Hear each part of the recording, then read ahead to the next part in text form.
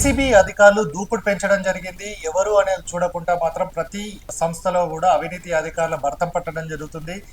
అటు రెవెన్యూ కావచ్చు, municipal administration కావచ్చు, ఏ ఒక్క చోట కూడా అవినీతి అధికారుల పైన ఎక్కడైతే ఇన్ఫర్మేషన్ రావడం జరుగుతుందో వారిని పట్టుకోవడం జరుగుతుంది. సో మొత్తంగా చూసుకున్నట్టయితే ఈ రోజు నార్సింగి మున్సిపాలిటీకి సంబంధించి టీపీఎస్ గా వర్క్ చేసిన మణిహారిక రెడ్ హ్యాండెడ్ గా 4 లక్షల రూపాయలతో ఆమె ఏసీబీకి అధికారులకు పట్టుబడడం జరిగింది. ఇక్కడ అంటే గతంలో అవినీతి అధికారులకు సంబంధించిన ఇష్యూస్ అంటే వారిపైన కంప్లైంట్స్ కావచ్చు, ఏదైనా వచ్చినప్పుడు వారిపైన యాక్షన్ అనేది తీసుకోవడం జరుగుతుంది. కానీ గతం నుంచి చూసుకున్నట్టయితే ఆమె మణిహారిక జిహెచ్ఎంసీలో వర్క్ చేసినప్పటి నుంచి ఇప్పుడు నార్సింగ్ మున్సిపాలిటీలో టీపీఎస్ గా వర్క్ చేస్తున్నప్పటి నుంచి చూసుకున్నట్టయితే ఆమె సిన్సియర్ గా వర్క్ చేసుకున్నట్టు కూడా ప్రతి ఒక్క చోట కూడా ఆమెకు సిన్సియర్ గానే ఉండడం జరిగింది. కానీ ఈ రోజు ఏదైతే 4 లక్షల రూపాయలను లంచంగా తీసుకుంటూ రెడ్ హ్యాండెడ్ గా పట్టుబడడంతో అందరూ జిహెచ్ఎంసీలో కావచ్చు, అటు మున్సిపాలిటీలో కావచ్చు అందరూ అవక్ కావడం జరుగుతుంది. ఎందుకంటే చాలా సిన్సియర్ అధికారిగా పేరు తెచ్చుకున్న మణిహారిక ఇట్లాంటి పనికి ఒడిగట్టిందా అని చెప్పేసి కూడా ఒకంత ఆశ్చర్యాన్ని వెళ్ళగక్కోవడం జరుగుతుంది. మంచిర్యాలలో ఒక ఫ్లాట్ ఓనర్ కు సంబంధించిన ఎల్ఆర్ఎస్ క్లియర్ చేయడానికి 10 lakhs ని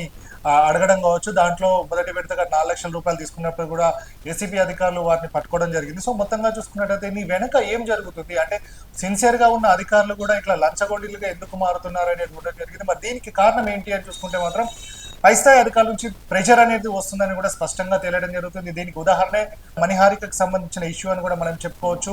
పై స్థాయిలో ఉన్న అధికారులందరూ కూడా నెలవారీగా టార్గెట్లు విధించడం, ఏ డిపార్ట్మెంట్ నుంచి ఇంత రావాలి, ఇంజనీరింగ్ కావచ్చు, టౌన్ ప్లానింగ్ కావచ్చు, హెల్త్ డిపార్ట్మెంట్ కావచ్చు, రెవెన్యూ ట్యాక్స్ కి సంబంధించిన డిపార్ట్మెంట్ నుంచి నెలకు ఇంత వసూలు కావాలి అని చెప్తున్న నేపథ్యంలో కూడా ఇట్లాంటి ఇష్యూస్ వస్తున్నాయని కూడా మనం తెలుసుకోవచ్చు. ఇందులో భాగంగానే సిన్సియర్ అధికారులు కూడా అసలు మరి ఎవ్రీ మంత్ డబ్బులు కలెక్షన్ చేయాలి, అధికారులకు పై స్థాయి అధికారులకు డబ్బులు ఇవ్వాలి అని అంటే మాత్రం ఇంట్లో నుంచి తీసుకొచ్చి చేయలేరు కాబట్టి జీతం మీద బతకాల్సి ఉంటుంది. కాబట్టి కంపల్సరీగా అది ఎక్కడికి వెళ్తుంది, ఆ ఇంపాక్ట్ అనేది మాత్రం కింది స్థాయి ఎవరైతే వినియోగదారుడు ఉండడం జరుగుతుందో వారిపైకి అంటే ఇంటి నిర్మాణానికి కావచ్చు, అలాగే ఏదైనా ట్యాక్స్ సంబంధించిన అసెస్మెంట్ ఇష్యూ ఉన్నప్పుడు వారి దగ్గర నుంచి ఆ డబ్బులంతా కూడా రాబట్టాల్సిన అవసరం ఉంటుంది. కాబట్టి ఇందులో భాగంగానే మణిహారికకు సంబంధించిన ఇష్యూ కూడా అదే జరిగిందని కూడా కింది స్థాయి సిబ్బంది కూడా చెప్పుకుంటున్న సందర్భం ఉంది. పై స్థాయిలో ఉన్న అధికారుల ప్రెషర్ వల్లనే ప్రతి డిపార్ట్మెంట్ నుంచి వెళ్ళి కంపల్సరీగా ఇంత అంటూ వారంతా కూడా డబ్బులు తీసుకురావాలి అని చెప్తున్న నేపథ్యంలోనే ఈ ఇష్యూ జరిగింది. దాన్ని